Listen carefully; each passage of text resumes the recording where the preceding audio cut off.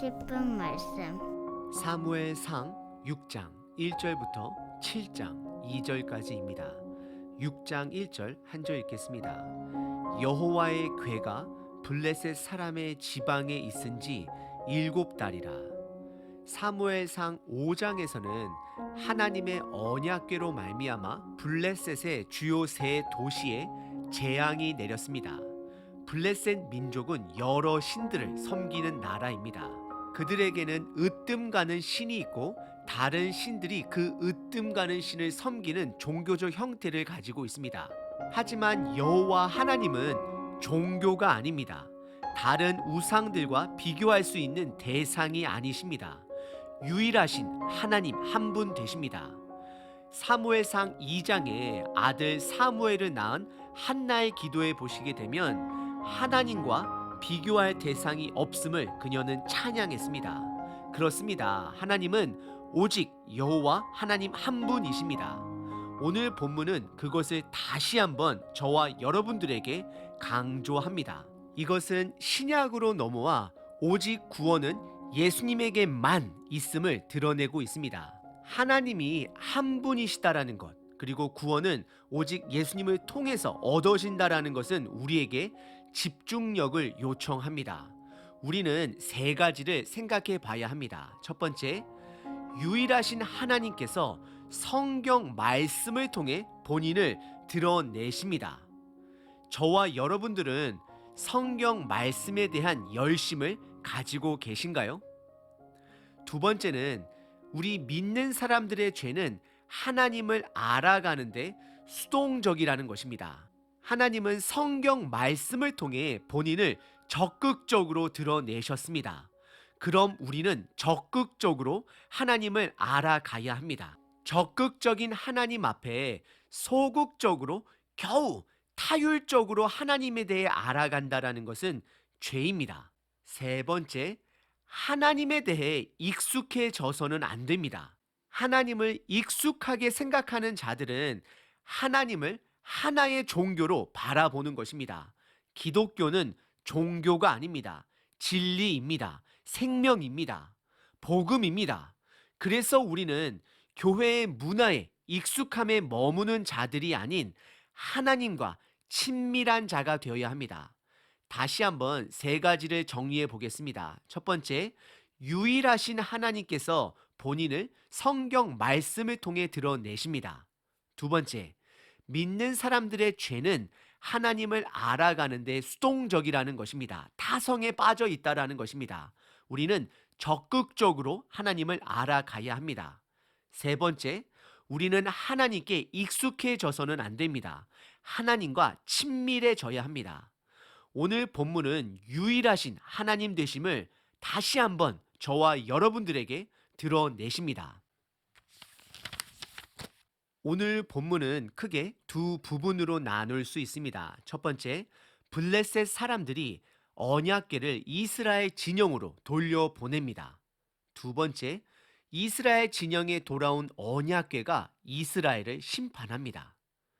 첫 번째 부분은 6장 1절서부터 18절까지 블레셋 사람들이 언약궤를 이스라엘 진영으로 돌려보내기로 결정을 합니다. 1절에 언약궤가 이스라엘 진영에 있은 지 7개월이 되었다라고 기록합니다. 그리고 7개월 동안 그 언약궤가 블레셋 진영에 있으면서 주요 5대 도시 중 3군데에 머물면서 그곳에 재앙을 내렸습니다. 그래서 이들은 2절에 그들의 제사장과 복술자들을 불러 모으게 됩니다. 이들은 이미 여호와의 언약궤를 이스라엘 진영으로 돌려보내 주기로 결정을 하였습니다. 문제는 어떻게 돌려줄지를 몰랐습니다. 그래서 블레셋 제사장과 복술자들은 두 가지 제안을 합니다. 첫 번째, 그냥 돌려보내서는 안 되고 속건제를 드려야 한다라고 말합니다. 속건제는 죄를 지었을 때에 그 죄를 해결하기 위해 드려지는 제사입니다. 이방 민족인 블레셋은 하나님 앞에 죄를 지었음을 고백하고 있는 것입니다. 이들은 블레셋 5명의 군주 숫자대로 금으로 된 독종 5과 금으로 된 쥐 5을 만들게 됩니다.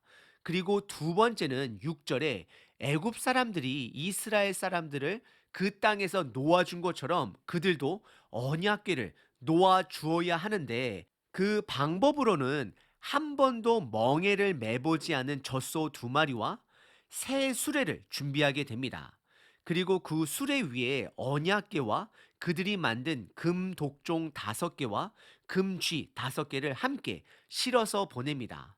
하지만 블레셋 사람들은 이번에도 그것이 하나님의 재앙이었는지 아닌지를 확인하려 합니다. 그것은 아기 송아지가 있는 두 젖소가 아기 송아지가 있음에도 불구하고 수레를 메고 좌로나 우로나 치우치지 않고 이스라엘 진영 벳세메드로 가게 되면 그동안 블레셋에 내린 재앙이 하나님으로부터 왔음을 확인하게 된다라고 고백합니다. 9절입니다. 보고 있다가 만일 괴가 그 본 지역 길로 올라가서 벳세메스로 가면 이 큰 재앙은 그가 우리에게 내린 것이요 그렇지 아니하면 우리를 친 것이 그의 손이 아니요 우연히 당한 것인 줄 알리라 하니라라고 확인하고 있습니다. 그래서 이들은 멀찍이 그 젖소와 수레를 지켜보며 따라갑니다. 그래서 12절에서도 암소가 벳세메스 길로 바로 행하며 대로로 가며 갈 때에 울고 좌우로 치우치지 아니하였고 블레셋 방백들은 벳세메스 경계선까지 따라가니라라고 기록합니다. 그리고 16절에서도 보시면 블레셋 5방백이 5 리더들이 이것을 보고 그날에 에글론으로 돌아갔더라. 즉 그 수레가 이스라엘 진영 벳세메스에 도착한 그런 것을 보고 에글론으로 그들 땅으로 돌아갔다라고 기록하고 있습니다. 그리고 이스라엘 진영인 벳세메스 사람들은 13절에 언약궤가 들어오는 것을 보고 기뻐합니다. 그리고 그들은 14절에 언약궤를 매서 온 젖소 2마리를 번제로 여호와께 제사를 드립니다. 그리고 수레는 땔감으로 사용하게 됩니다. 오늘 본문의 첫 번째 부분은 블레셋 사람들이 언약궤를 이스라엘 진영으로 나름대로 노력하여 돌려보냈습니다. 그리고 이들은 이 모든 것이 하나님의 재앙이었음을 확인하였습니다. 그리고 이스라엘 진영인 벳세메스 사람들은 언약궤가 돌아온 것으로 인하여 기뻐합니다.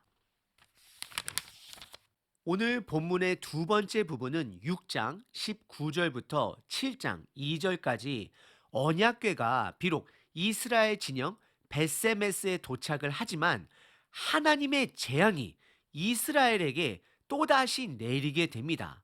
도대체 무슨 일이 있었던 것일까요? 블레셋 사람들은 재앙을 통해 하나님에 대해 배워갔습니다. 하지만 이스라엘 사람들은 언약궤가 하나님의 은혜로 도착했음에도 불구하고 이들은 기뻐했음에도 불구하고 아직도 하나님을 제대로 알지 못함을 성경은 드러냅니다. 문제의 시작은 19절에 등장합니다.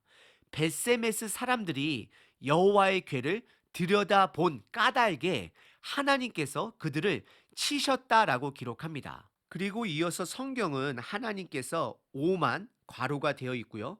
70명을 죽이신지라라고 기록을 합니다. 우선 전통적인 히브리 본문에서는 5만 70명으로 기록이 되어 있지만 일부 히브리어 사본에는 5만 명이 빠져 있고 70명만 기록이 되어 있으므로 그것을 괄호로 표시한 것입니다. 많은 고고 학자들이 벳세메스에는 5만 명의 사람이 살지 않을 것으로 추정합니다. 그래서 70명으로 보고 있습니다. 여기에서 중요한 것은 두 가지입니다. 첫 번째는 사람이 죽었다라는 것입니다. 하나님께서 그들을 심판하셨다라는 것입니다. 그럼 두 번째는 왜 하나님께서 이들을 치셨는지를 우리는 알아야 합니다. 19절의 그 이유가 여호와의 궤를 들여다본 까닭이다라고 기록합니다. 여호와의 궤를 들여다봤다라는 것은 실질적으로 언약궤의 덮개를 열어보고 그 안을 들여다본 것이 아니라 언약궤를 관찰했다라는 것으로 해석할 수 있습니다. 방치했다라는 것으로 해석할 수 있습니다. 이들은 언약궤가 돌아오게 되면 출애굽기와 레위기의 말씀대로 가장 거룩한 언약궤를 성소를 만들어 보관했어야 했습니다. 가장 거룩한 언약궤를 외부에 그냥 드러나게 해서는 안 됐습니다. 오히려 블레셋 사람들은 그들의 제사장들과 복술자들을 불러 방법을 알아내려고 노력했습니다. 하지만 이스라엘 사람들은 그냥 언약궤와 익숙해진 것입니다. 우리는 하나님께 익숙해지면 안 됩니다. 친밀해져야 합니다. 친밀하다는 것은 말씀으로 하나님을 더 알아야 한다라는 것입니다. 이들은 언약궤가 그냥 진영 안으로 들어온 것만으로 인해 기뻐했습니다. 그냥 언약궤가 익숙했던 것이었습니다. 하지만 이들은 아직도 유일하신 하나님을 제대로 알지 못하고 있습니다. 그래서 6장 21절에 기럇 여아림 주민에게 사람을 보내어 여호와의 언약궤를 그쪽으로 옮기게 됩니다. 그리고 기럇 여아린 사람들은 그 언약궤를 아비나답의 집에 옮겨 놓게 되고 다윗이 그 법궤를 예루살렘으로 옮겨갈 때까지 그곳에서 언약궤가 20년 동안 있었다라고 7장 2절에서 기록하고 있습니다. 오늘 본문의 두 번째 부분은 비록 언약궤가 이스라엘 진영으로 돌아왔지만 이들의 능동적인 대처로 인해 하나님의 재앙이 이들에게 임했습니다. 그리고 언약궤는 벳세메스에서 기럇 여아림으로 옮겨지게 되었습니다. 오늘 본문을 통해 우리는 다시 한번 세 가지를 점검해 볼 필요가 있습니다. 첫 번째, 유일하신 하나님께서는 성경 말씀을 통해 본인을 드러내십니다. 그래서 우리는 적극적으로 성경 말씀을 알아야 합니다. 두 번째, 우리의 죄는 교회의 문화에, 성경 문화에 익숙해져 가는 것입니다. 타성에 빠지는 것입니다. 우리는 수동적이 아닌 능동적으로 성경 말씀을 봐야 합니다. 알아야 합니다. 마지막 세 번째, 우리는 하나님을 익숙하게 생각해서는 안 됩니다. 하나님을 두려워할 줄 알아야 합니다. 하나님에 대한 지식이 부족한 것은 경건한 두려움이 없다라는 것입니다. 다시 한번 말씀드리겠습니다. 하나님에 대한 지식이 부족한 것은 경건한 두려움이 없다라는 것입니다. 그래서 오늘 본문에 벳세메드 사람들이 하나님으로부터 징계를 받게 된 것입니다. 우리는 말씀을 통해 하나님께 익숙함이 아닌 친밀해져 가야 함을 기억하시길 바랍니다. 오늘 하루 적극적으로 성경 말씀을 통해 유일한 하나님과 더욱더 친밀해져 가시는 저와 여러분 되시길 기도합니다.